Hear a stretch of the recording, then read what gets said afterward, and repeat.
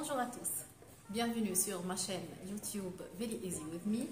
Je m'appelle Mariam, enseignante technologue à l'ISET Kasserine et responsable communication au centre 4C.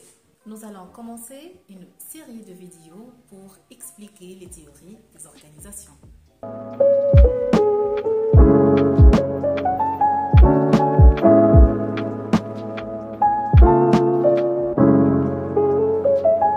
Dans cette vidéo, nous allons voir l'école classique des organisations. Cette école regroupe des penseurs qui ont la même préoccupation, à savoir la rationalité. La rationalité, c'est une manière de penser fondée sur la raison et la logique. On distingue alors trois principales contributions associées à cette école. Tout d'abord, le courant scientifique pour une rationalité productive. Ensuite, le courant administratif pour une rationalité administrative. Et finalement, le courant bureaucratique pour une rationalité structurelle. Cette école a été fondée par Frédéric Taylor. Ingénieur de formation, il part d'un problème. Il constate que la flânerie est une pratique généralisée dans les ateliers de production. Et pour remédier à ce problème, il a mis au point une méthode rationnelle de production. Pour augmenter la productivité et éliminer le mouvement inutile et le temps mort, c'est-à-dire le gaspillage.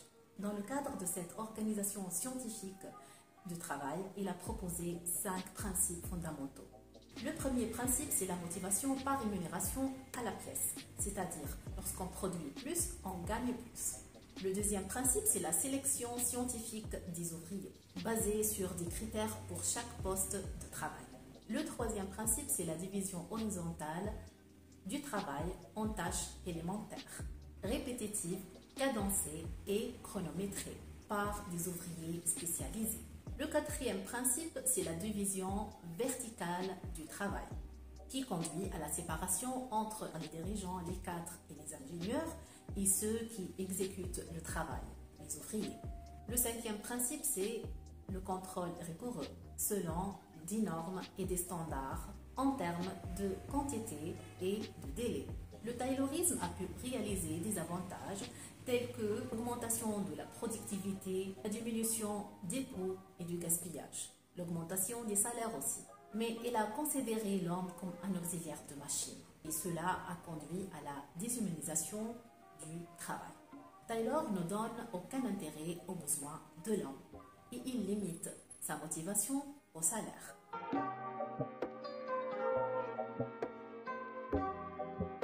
Henry Fayol était un ingénieur et théoricien français et directeur général d'une société minière pendant 30 ans.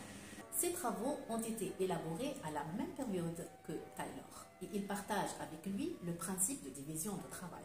Mais contrairement au Taylor qui était concentré sur les ateliers de production, Henry Fayol s'est focalisé sur la fonction administrative, en s'appuyant sur sa propre expérience du dirigeant.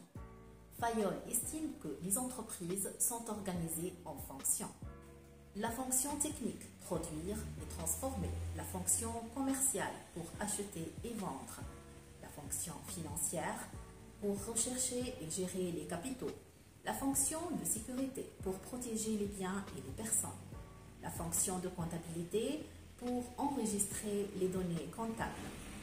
Et dernièrement, la fonction administrative pour prévoir, organiser, commander, coordonner et contrôler.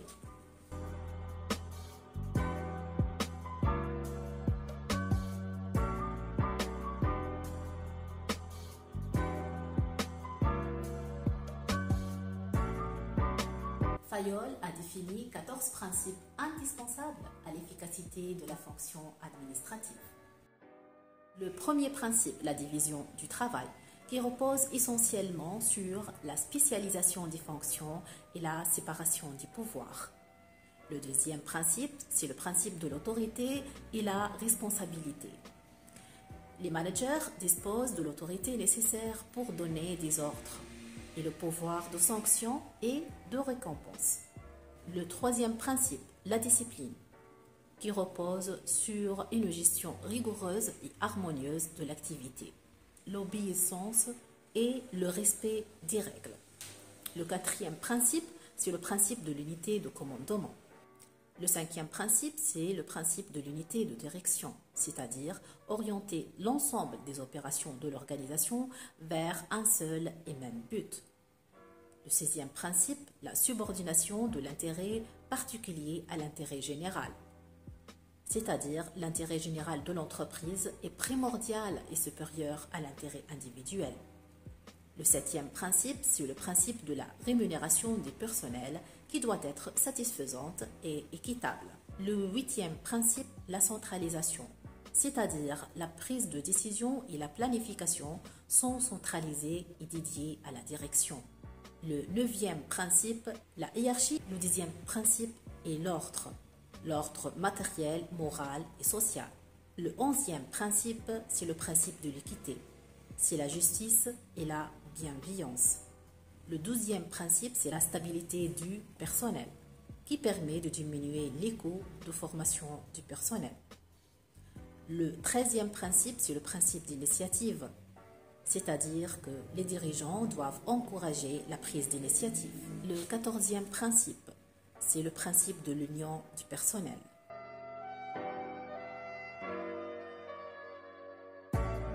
On passe maintenant au courant bureaucratique, la rationalité structurelle. Cette école est fondée par Max Weber. C'est un sociologue allemand et professeur d'économie politique. Il va analyser les interactions individu-autorité. Max Weber distingue trois types d'organisations, fondées sur les caractéristiques de l'autorité au sein de l'entreprise. Premièrement, l'organisation charismatique qui dépend des qualités personnelles du leader. Deuxièmement, l'organisation où l'autorité découle du statut. La troisième organisation, c'est l'organisation rationnelle qui revêt de la forme bureaucratique. L'organisation rationnelle, selon Max Weber, est la forme la plus efficace et la plus appropriée aux grandes organisations. Il définit aussi 6 principes sur lesquels l'organisation bureaucratique repose. Le premier principe, c'est le principe de division du travail. La définition et la distinction du poste, des tâches et des responsabilités doivent être claires et précises. Deuxième principe, c'est la structure hiérarchique. Les relations entre un dirigeant et ses subalternes sont codifiées et l'autorité est précisément définie.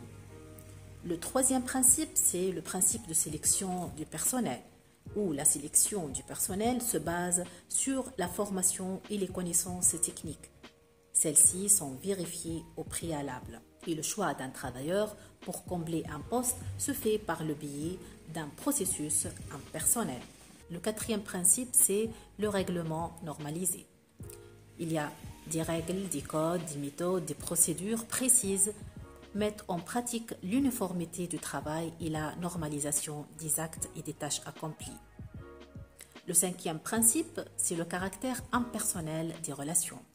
C'est-à-dire les relations entre les différents membres de l'organisation doivent être impersonnelles. De ce fait, l'application des règles et des règlements évite tout conflit de personnalité. Le sixième principe, c'est le principe d'avancement. Les employés doivent avoir un plan de carrière qui pourra être utilisé lors des promotions faites au prorata du mérite et de l'ancienneté. On passe maintenant aux facteurs clés de succès de la bureaucratie.